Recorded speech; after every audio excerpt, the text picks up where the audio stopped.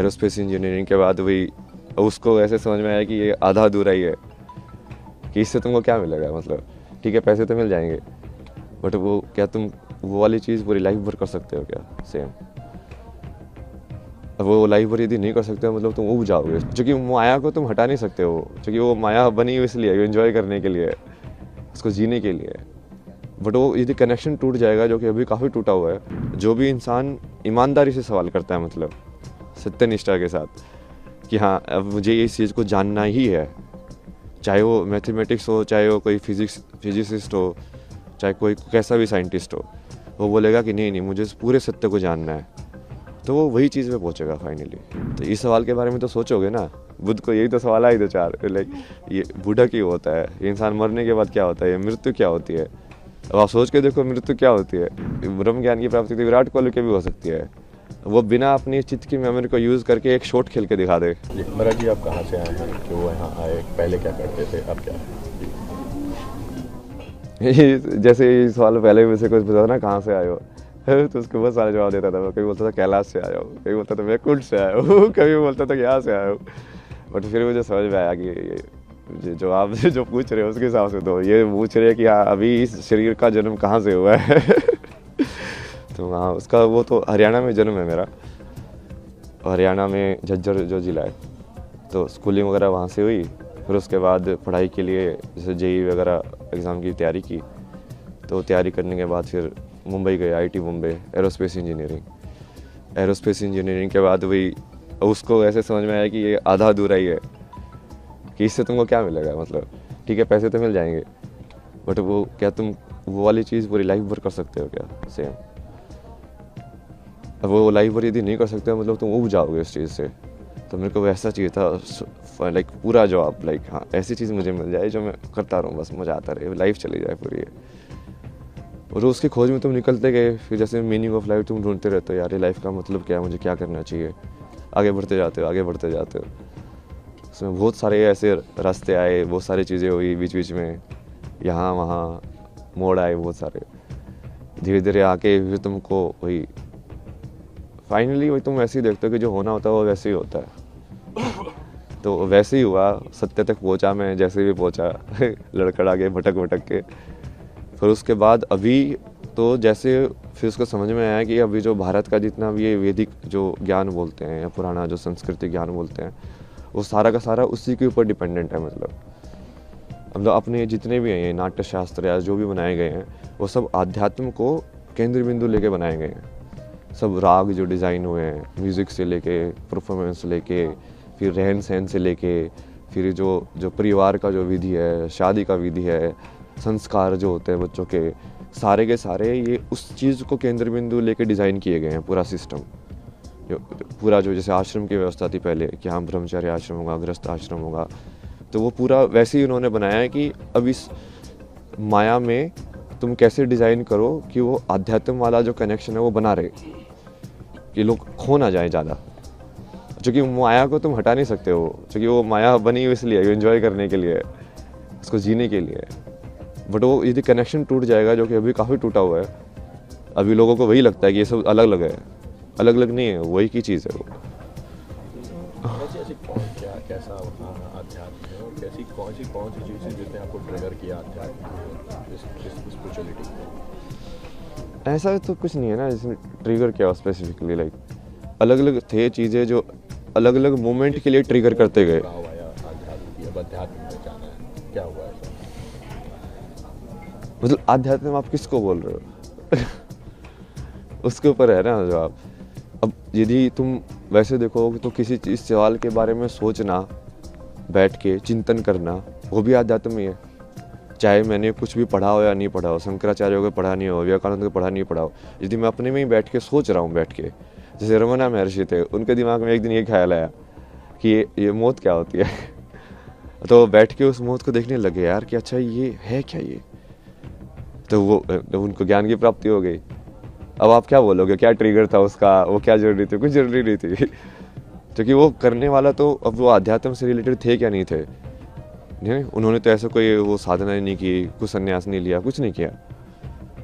तो उसमें भी वही है कि आप उस चीज़ को अलग करके देखोगे कि हाँ अध्यात्म में आ गए हो, ऐसा कुछ नहीं है।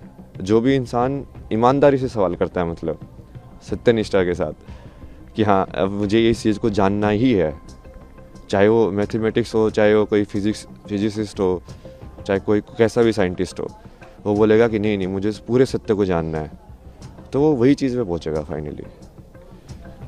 ऐसी कौन सी चीज़ है आज की पीढ़ी का जो आध्यात्म से एक अलग वो होता जा रहा है, उसको लेकर के क्या कहेंगे, क्या दृष्टिकोण है आध्यात्म का? क्या चीज़ है जो इस पीढ़ी को अध्यात्म से अलग कर रही है? दृष्टिकोण क्या होना चाहिए? दृष्टिकोण तो यही होना चाहिए कि ये सब उसी के ऊपर ही बेस है, कि जो बेस है वो अध्यात्म ही है। जो जिस चीज़ को तुम जहाँ पे हम जी रहे हैं उस ज़िंदगी में यदि तुम्हारे पास यही सवाल नहीं आया कि मृत्यु के बाद क्या होना है मेरा, और ये मैं जन्म से पहले क्या था, मैं कुछ था कि नहीं था, तो इस सवाल के बारे में तो सोचोगे ना। बुद्ध को यही तो सवाल आए दो चार, लाइक ये बूढ़ा क्यों होता है, ये इंसान मरने के बाद क्या होता है, ये मृत्यु क्या होती है। अब आप सोच के देखो मृत्यु क्या होती है। अब आप सोचोगे, चिंतन करोगे, आपको समझ में आएगा यार इसका जवाब कहाँ मिलेगा। फिर आप ढूंढोगे कि अच्छा तू दे सकता है इसका जवाब, तू दे सकता है इसका जवाब। मान लो सेटिस्फाई हुआ, आपको समझ में आया कि हाँ ये जवाब है, नहीं तो जो आप उसका जो पद्धति है उसको फॉलो करोगे कि हाँ अच्छा इसको ऐसे जवाब इसका पाया जा सकता है। तो उसके वही बहुत सारे तरीके हैं, बट वो हर चीज़ वही से रिलेटेड है। आप सेम चीज़ लाइक क्रिया योगा में मैं लोगों का एग्जांपल भी दिया ना कि ब्रह्म ज्ञान की प्राप्ति तो विराट कोहली के भी हो सकती है। वो बिना अपनी चित्त की मेमोरी को यूज़ करके एक शॉट खेल के दिखा दे, सिर्फ उस मोमेंट में रह के, कि उस टाइम पे उसको मसल मेमोरी यूज़ नहीं कर रहा है वो कि हाँ ऐसे बोला ही तो मुझे ऐसे शॉट खेलना है, क्योंकि जनरली मसल मेमोरी यूज़ करते हैं, रिफ्लेक्स में होता है सब कुछ। बिना रिफ्लेक्स यूज़ किए उस प्रेजेंट मेमोरी में रह के यदि वो मोमेंट कर सकता है तो वो क्रिया योगी बन जाएगा। ऐसे डांसर लोग भी कर सकते हैं कि यदि उस पूरी मोमेंट को वो एम्बॉडी करे, पूरा चेतना के अंदर आए कि हाँ मेरा हाथ ऐसे घूम रहा है, पूरा देखेंगे हाँ वो क्रिया हो कैसे रही है, तो वो भी क्रिया योगी बन सकते हैं। तो ये कोई ऐसा नहीं है ना कि वो असली ज़िंदगी से सेपरेट है, ये एक ही चीज़ है। वो बस आप कितनी डेप्थ में उसको देखना चाहते हो उसके ऊपर है। अभी हम पूरा सुपरफिशियल उसमें देख रहे हैं, और इसके भी बहुत सारे कारण हैं। मतलब ये पश्चिमी सभ्यता का असर है। अब ये सुबह जैसे वो फ्रांस में एक थी, उनसे बात हो रही थी, वो यही बता रहे थे कि वहाँ पे तो लोग बहुत क्लोज्ड है, मतलब, और वहाँ पे लोगों को इन सब चीज़ों में इंटरेस्ट नहीं होता है। लाइक सब इंडिविजुअलिटी में और लाइक मटेरियलिज्म को और के चक्कर में पड़े रहते हैं, जो थोड़ा बहुत असर हमारे ऊपर भी हो गया है। चूँकि वो अब हमारे पर वो राज करके गए थे, हमारे अंदर इन्फीरियरिटी कॉम्प्लेक्स आ गया कि इनके अंदर कुछ तो बढ़िया होगा जिसकी वजह से ये हमसे पावरफुल बन पाए। तो हम फिर वो चीज़ को उसके पीछे पड़े हुए कि इनके पास जो था हम भी वही चीज़ सीखें ताकि वो चीज़ रिपीट ना हो। लेकिन वो सही अप्रोच नहीं है, क्योंकि उनके हालत देखो ना, यूएसए के अंदर 50% लोग मेंटल हेल्थ प्रॉब्लम्स में हैं। अब क्या हो, ऐसा बनना चाहते हो आप, ऐसा बनाना चाहते हो देश को? जो होते हैं वो आध्यात्म की ओर आ रहे हैं, हमारे यहाँ आ रहे हैं, लेकिन जो हमारे लोग हैं वो कहीं ना कहीं विदेशी परंपरा को अपना रहे हैं। ऐसा यही है ना, उसकी वजह से वो ये अब जैसे आपके ऊपर मान लो कोई आपसे ज़्यादा ताकतवर है, तो आप सोचोगे यार इसके पास ऐसी कौन सी शक्ति है कि इसको ज़्यादा ताकतवर बना रही है मेरे से, तो आपका भी रुझान उसी की साइड होगा। तो आप सोचोगे यार ये लोग साइंस पढ़ के, एटम बम बना के, हथियार बना के ये दुनिया पे राज कर सकते हैं, तो मैं इससे बड़ा हथियार बनाऊँ। तो सब उसी रेस में पड़ जाते हैं फिर वो, और उस रेस का तो कोई अंत ही नहीं है भाई। मेरा ये एक और क्वेश्चन है कि ऐसा क्या था आध्यात्म में जो आप इस ओर आए, इतनी सरल ज़िंदगी छोड़ के इतनी कठिन ज़िंदगी में आने का निश्चय किया? किस तरह का परिवार में क्या इसमें रिएक्शन रहा आपका? नहीं, इसकी चॉइस नहीं होती ना। रियल में आप देखोगे ना, बहुत सारे लोगों की यदि जीवनी कहानी पढ़ोगे तो आपको समझ में आएगा कि ये चॉइस होती ही नहीं है वो, क्योंकि तुमको यदि वो चीज़ की तरफ रुझान है ना, तो तुम इस लाइक उसको चीज़ तुमको खींचती रहेगी अपने साइड, उस लाइक वो बुलाती रहती है कि हाँ अब तुम जाते रहते हो उसके साइड, एक के बाद एक।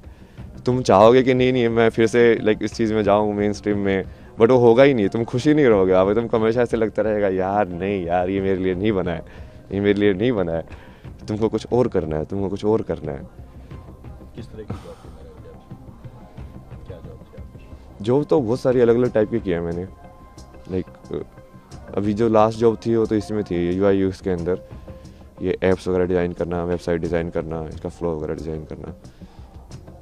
उससे पहले जैसे जिसमें भी काम किया मैंने, ये ट्रैवल फोटोग्राफी या डिसोर्स करके एक प्रोजेक्ट IIT बॉम्बे का, गवर्नमेंट स्पॉन्सर प्रोजेक्ट था, उसमें बेसिकली वो डॉक्यूमेंट करने के लिए इंडियन आर्ट्स एंड क्राफ्ट और हिस्ट्री को। तो उसके थ्रू ऐसे मैं बहुत जगह पे घूमा, बहुत सारी चीज़ें डॉक्यूमेंट किए मैंने, पुराने टेम्पल्स लाइक पेंटिंग स्टाइल्स और ये सब। उसके बाद जैसे इसमें भी काम किया मैंने, मैगजीन्स वगैरह में, फिल्म मेकिंग भी की मैंने, डॉक्यूमेंट्री फिल्म्स में मेरी लाइक फिक्शन फिल्म भी है बहुत सारा कंटेंट है भाई। महाकुंभ को लेकर के क्या संदेश देंगे, किस तरह की व्यवस्थाएं हैं आपको, क्या व्यवस्था तो सही है, अब उसमें मेन जैसे मैं तो ये चाहता हूँ ना कि ये सारी चीज़ें सिर्फ आध्यात्मिकता से लिमिटेड ना हो। यहाँ पे बेसिकली महाकुंभ के अंदर देश के सबसे बड़े बड़े साइंटिस्ट भी आने चाहिए। तो इसरो के साइंटिस्ट वही बैठ के तुम डिस्कस करो ना विज्ञान को, और वो बोलो उन बाबा का कि तुम्हारे पास ज्ञान है तो तुम इस चीज़ का भी जवाब दो तो वो जब चीज़ें मिलेंगी तभी होगा एक साथ वो, कि वो तभी वो समझ में आएगा कि हाँ ये चीज़ें तो जुड़ी हुई हैं। परिचय दें? अभय सिंह हरियाणा से और इंग्लिश में इसको करो। जी महाराज जी, where do you have came here, what was the purpose of coming in spirituality, and how do you connect spirituality towards the science, to the science, from the science? I am come from Haryana. I was born in Haryana. Then, like the life took different turns. So I went to like IIT to study. Then changed the path from engineering to arts, and that also didn't work. Then changed again. So kept changing unless like I arrived at the final truth, you can say. Then after that, I started exploring. Okay, so what is it like? It makes it. What is it the other people have discovered about it? Then I started like when you see Sanskrit, like how Sanskrit was written and composed. What makes Sanskrit so special? So if you see the Maheshwaraya Sutra, like this Panini said like he was in meditation. Then he got this sutra. It's like the Damru of Shiva, like Shiva gave him this, which is the base of the Sanskrit language. Then how it is composed, like with respect to grammar. So all of this knowledge, like it should be combined. It's not like separate, like like linguistic is like they're like this is a linguist guy, this is a spiritual guy, this is a Baba guy. No, because earlier the Rishi used to do both actually, and that was the method of doing it. Like if you study Ramanujan, like his math equation come from like Devi only. The same with me only. Like I only do Bhakti of Shiva. All of my knowledge, like whatever I study like very less. Only some diagram I see. Okay, this is it. Then I understand it. Like Mahadev tells me, okay, like this is how it works. So that is the real way of doing it. What was the main thing that triggered you into spirituality? You can say like the quest for the answer, quest for the knowledge. It took different forms in outside. Like initially you are searching for the meaning of life, to do what is substantial in life. But then you shift. Then it was like, then you are going through mental health problem. Then the question was like how mind works. How do you get rid of these unwanted thoughts in your mind? Which I think is very popular question these days. Like people, that's why a lot of people are actually getting attracted towards spirituality. Not towards getting moksha, but towards okay, how do I actually calm my mind and reduce my anxiety and all of that, which is fine also. But then you have to connect it to the root also. Like what is the base of it? Why so many techniques and meditation techniques are there? It's not just to calm your mind. It's basically there's a different motive to it. And what is that motive, and why is that motive so important that so many people have done and given their entire life to it? You have lived a so smooth life and came into hard life. How was your experience, and what you are experiencing here? No, I won't say that was smooth and this is hard. Because what seems hard for you from outside, it might be a natural tendency for me. Like sleeping outside in cold, it might not see it as hard, no? I might see sleeping in a closed Delhi place where there is no air, polluted air, no light coming, you don't even know when sun rises, sun don't rises. That I will consider hard, because then you have completely lost connection with the environment. Now here at least you are with the nature. So it's much better, much easier than staying in, completely closed cities and that life. So it's a perspective. That was hard and this is easy, or that was easy, this is hard. For me, it's like same only. You was an aero engineer, which is so viral. So, did that help you to connect with spirituality or astrology or anything else? Not really, but it does develop your logical thinking, reasoning capabilities. Like, because when you study science, your reasoning capabilities increase, right? Your IQ, that we say. But then when you do like arts and everything, your EQ increases, your emotional quotient. You become more empath. Like when you are doing some story, like I have done like documentary projects on Kota. So there you go and you talk to the students there, and then you try to connect with their emotions of like why do they study, why do they commit suicide, what is the pressure on them. So that requires your EQ. So you need to develop both. What was the time when you came to spirituality, and did you take Diksha or anything else? Who's your guru? Even that's why I'm saying no, it's not like I came into spirituality in a sense. It's like you arrived at the answer, and then I start doing it intentionally. Initially, you don't know the answer. Obviously, that's why you are searching. If you already know the answer, why would you search? So initially, you don't know the answer, but after knowing the answer, or after experiencing the answer, the much better words, then you like start seeing, okay, what is the scope of it, how far it extends, how many different ways it can be done, and then you start reading all of these different forms. Okay, this is how they have created Bharatanatyam, this is how they have created like Sanskrit, this is how they have created like all of these astrological charts, this is how, you know, the Rashi, which is say the signs, the 12 signs, these works. So then you start seeing, okay, how, so this was the base of it. You got the answer? Yeah. What was the answer? Answer to what? Moksha. Or No, moksha you cannot you see. were searching. See, moksha is finally basically when there is no body. Right now, it's not complete liberation in a sense. Complete liberation means that you are not in this world. You are liberated.